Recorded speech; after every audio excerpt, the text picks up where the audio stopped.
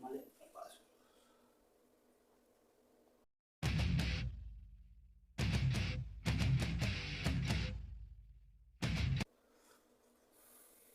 Muy buenas noches, mi nombre es Claudio Sebastián Soto y este es el canal Dictadura en Democracia 2.0. Arrancamos con un video basado en la cuestión del gerrymandering, que sería algo así como en la ciencia política se refiere al capricho electoral, o por así decirlo, la manipulación de circunscripciones, o sea, electorales de un territorio, uniéndolas o dividiéndolas o asociadas con otro, con el objeto de producir un efecto determinado sobre los resultados electorales. Se refería a Sartori a la ciencia política como algo específico y al mismo tiempo se refería a las ciencias políticas como algo en lo general.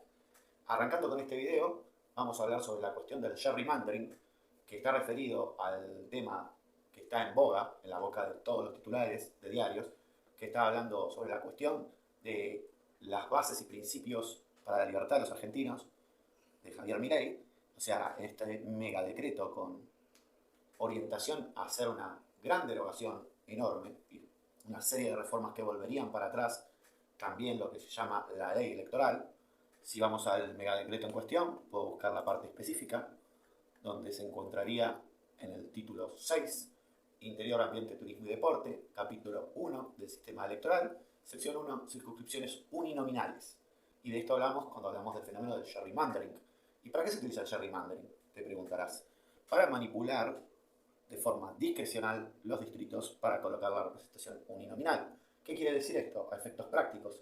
A efectos prácticos, por ejemplo, en Ushuaia habría menos de un diputado, o sea, habría un diputado en vez de dos, y en Córdoba, al igual que Mendoza, se multiplicarían la cantidad de diputados por la cantidad de votantes, o de población más específica. Se modificaría por la cuestión de la población, 190 personas, un diputado nacional, circunscripciones no menores a 90.000 personas, con un diputado nacional. ¿Qué quiere decir esto? Que en algunos lugares del país se expandiría la sobrerepresentación y en otros lugares disminuiría la representación. O sea, cuando hablamos de gerrymandering y hablamos de este fenómeno en cuestión, el gerrymandering es un término de la ciencia política referido a una manipulación de las circunscripciones electorales de un territorio uniéndolas o dividiéndolas o asociándolas con el objeto de producir un efecto determinado sobre los resultados electorales. Puede ser usado para mejorar o empeorar los resultados de un determinado partido político o grupo étnico, lingüístico, religioso o de clase. Es por tanto una técnica destinada a quebrar la imparcialidad de un sistema electoral determinado y en términos técnicos se trataría de un caso de mala proporción. ¿Qué quiere decir esto? El porcentaje de escaños de un distrito no coincide con el porcentaje de la población del mismo, lo que da lugar a que algunos distritos estén sobrerepresentados y otros infrarrepresentados. El ejemplo que di de Ushuaia con el ejemplo de Córdoba y Mendoza. ¿Bien? Algunos distritos estarían sobrerepresentados y otros estarían infrarrepresentados. Caso de Ushuaia. Bueno, en su origen el término hace referencia a lo tortuoso en los distritos electorales que pueden llegar a producirse por este método, pero no una condición imprescindible para crear los efectos electorales deseados. Se puede hacer también, por ejemplo, a través de atribuir mayor representación a distritos con menor población. En base a esto, el término es una invención periodística proveniente del apellido del gobernador de Massachusetts, de Estados Unidos, a principios del siglo XIX, Elbridge Reggie, o sea, hacia 1812, Sherry, preocupado porque su partido, el Demócrata Republicano, no lograba la victoria en los distritos del norte y el oeste del estado, decidió unificar todos esos distritos en un solo distrito. O sea, que se dé de forma que obtendría mayor cantidad, o sea, o menor cantidad de escaños. ¿Qué quiero decir con esto? Que se dé de ese modo, obtendría menos escaños en la legislatura, o caso contrario, mayor cantidad de escaños en una legislatura.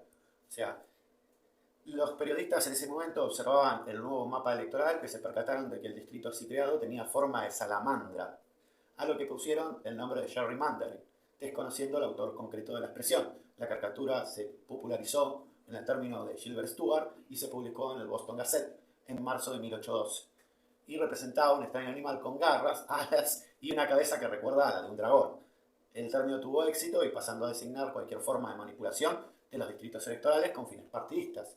Su institucionalización se completó con la inclusión del Oxford English Dictionary, o sea, en 1848.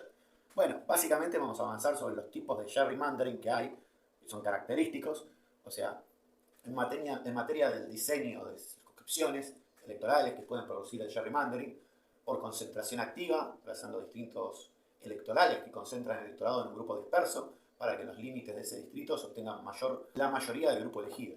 Por dispersión reductiva, dispersando el voto de un grupo de diferentes distritos electorales para evitar que obtenga mayoría en ninguno de ellos. Por concentración reductiva, reduciendo una mayoría de un grupo que podría obtener la victoria en varios distritos, a uno solo, disminuyendo su representación total con respecto del resto de las circunscripciones. Vamos a efectos prácticos. O sea, a efectos prácticos, la matanza debería ser un circuito uninominal donde tendría la representación o la sobrerepresentación en materia de diputados nacionales o legisladores. Pero ¿a qué me refiero con esto? Que obviamente esto va en contra de las anteriores propuestas que se hicieron, que era dividir la matanza en 4, para dar un ejemplo, donde habría una representación básicamente bien distribuida. Y después, si vamos a otro de los efectos, es por dispersión activa, al contrario, sobre representando una mayoría determinada en un distrito a través de convertirlo en varios distritos que elijan un número mayor de representantes. Habría que ver cómo se va a volcar esta reforma en materia de la representación uninominal, que era del documento anterior, del proyecto de ley Bases, puntos de partida para la libertad de la Argentina. O sea, ¿a qué voy con esta cuestión? Cuando nosotros revisamos el documento en cuestión, encontramos un montón de modificaciones y en esas modificaciones se siguen manteniendo algunas cuestiones que ya se mantenían, como la cuestión de la división de los distritos en circunscripciones será efectuada por el Poder Ejecutivo Nacional, o sea, una sumatoria más de poder a lo que es el poder público del presidente, claramente, quien deberá tomar como base el censo 2022 y procurar asegurar que en cada circunscripción no existan diferencias superiores al 3% del número de los habitantes. Asimismo, al fijar los límites territoriales de las circunscripciones, se deberán respetar los límites geográficos y políticos preexistentes. Otra vez, en el artículo 161, el Poder Ejecutivo deberá concluir el proyecto de diseño de las circunscripciones con una anticipación no menor a los 360 días corridos a la fecha de la elección. El diseño proyectado inmediatamente dado publicidad y comunicado a los partidos políticos y a la Cámara Nacional Electoral. ¿Qué quiere decir esto? Que el presidente, como Poder Ejecutivo, conformaría estos circuitos uninominales bajo los criterios que mencionamos, de que no existan diferencias superiores al 3% del número de habitantes, y en base a eso se haría esta cuestión latente de la reforma que estamos hablando. Pero si seguimos avanzando en la composición de la Cámara de Diputados de la Nación, en el artículo número 3, el número de diputados nacionales a elegir será de 1 por cada 180.000 habitantes, o fracción no menor a 90.000 habitantes. Bueno, básicamente en este documento lo que podemos llegar a chequear, el de bases, es que las primarias abiertas y simultáneas no se han derogado como tal. O sea, siguen operando. Las pasos van a seguir funcionando. Sobre la cuestión de lo que veníamos hablando del gerrymandering, puede ser utilizado para que los frentes de coalición no se conformen como tal, los conocemos, sino que tengan que presentar una lista única de un partido político único. ¿Qué quiere decir con esto? Que no convendría armar tanto frente de frentes para poder hacer cuestiones que representan a la política partidaria. Es más, también le costaría mucho a los partidos más chicos conformar sus listas dentro de este sistema de representación uninominal y se podrían ver beneficiados los grandes partidos de esta cuestión para poder sobrerepresentar o llevar más cantidad de diputados, obviamente, y poder conformar sus listas. Pero bueno, a grandes rasgos, el gerrymandering, que es el fenómeno de la ciencia política muy específico del que venimos hablando, es una cuestión que nos cambia la vida electoral, o sea, y cambia la forma de hacer elecciones. Calculo yo que esto vendrá de la mano amparado de la creación de lo que es la colocación de la boleta única, que esa sería la forma óptima de poder llevar a cabo esta reforma con la representación de distritos uninominales. ¿Qué quiero decir con esto? En una boleta única uno vería al candidato y vería al suplente y podrías marcar al candidato que vos querrías votar en la categoría que te corresponde. O sea, en Santa Fe hace años que se viene aplicando la boleta única. Actualmente en elecciones a nivel nacional no se viene aplicando esta práctica porque algunos lo consideran algo muy lleno de bagajes técnicos y que no podría ser llevado a la práctica. Pero bueno, veremos cómo esta reforma impacta alrededor del tiempo. Lo importante que quería destacar sobre esta cuestión es que va a cambiar el número de las cantidades para poder presentar diputados nacionales y en ese cambio también debería haber el cambio en materia de los concejales y los legisladores que quedarían en cada uno de los distritos, porque si esta modificación es de nivel nacional, también podría afectar a las elecciones de nivel municipal. Creo que queda más que claro, ¿no? Así que, mirando toda esta cuestión muy de cerca, esto podría beneficiar a ciertos grupos étnicos, ciertos grupos religiosos o ciertas poblaciones que se verían favorecidas electoralmente según el criterio de conformación de los distritos uninominales. Así que si te gustó este video, espero que lo comentes, que también si te interesa el tema, podemos seguir hablando del tema del gerrymandering y podemos sacar la aplicación dentro de otro país. Yo doy un ejemplo muy sencillo para poder visibilizar cómo afectaría esto en nuestro país, pero quizás hay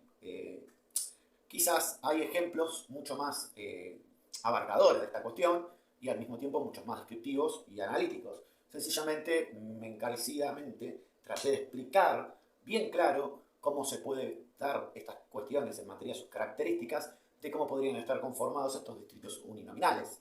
Hay que ver si estos distritos uninominales no sirven para manipular en cierta medida la elección y favorecer a un partido o a otro partido, o a los grandes partidos y que los partidos pequeños se encuentren sin representación. Así que, a grandes rasgos, espero que si te gustó este video, lo comentes, sigas nuestro canal y al mismo tiempo distribuyas este video por otras redes sociales. Así nos podemos hacer mucho más visibles, poder tener muchos más suscriptores y llegar a mucha más gente. Agradezco a todos los 495 personas que nos están siguiendo, agradezco a todos los que nos dejan comentarios. No nos dan las manos a veces para responderles a todos, pero tratamos de hacer en la medida de lo posible, de responderle a cada uno de la forma más precisa y correcta, y obviamente tratando sobre todas estas cuestiones. Siempre hablamos de las cuestiones de las ciencias políticas en general. Hoy hablamos de un tema de la ciencia política específica, que es relacionado al fenómeno del gerrymandering. O sea, Jerry viene ya sabemos, del intendente de Massachusetts, y mandering viene por salamandra, por cómo era la conformación. Si queremos buscar antecedentes anteriores, podemos encontrarlos en la época de Perón, en 1951, donde se daba la conformación de los distritos chorizos. Eso es otro antecedente más que podemos utilizar para hablar de la cuestión de los distritos uninominales. Bueno, sin más preámbulos, nos estamos viendo. Que tengan un feliz año nuevo. Ya arrancamos un 2024. Y bueno, vamos a ver cómo resiste la gobernabilidad de nuestro nuevo presidente. Así que les mando un beso y un abrazo grande y éxitos. Hasta luego.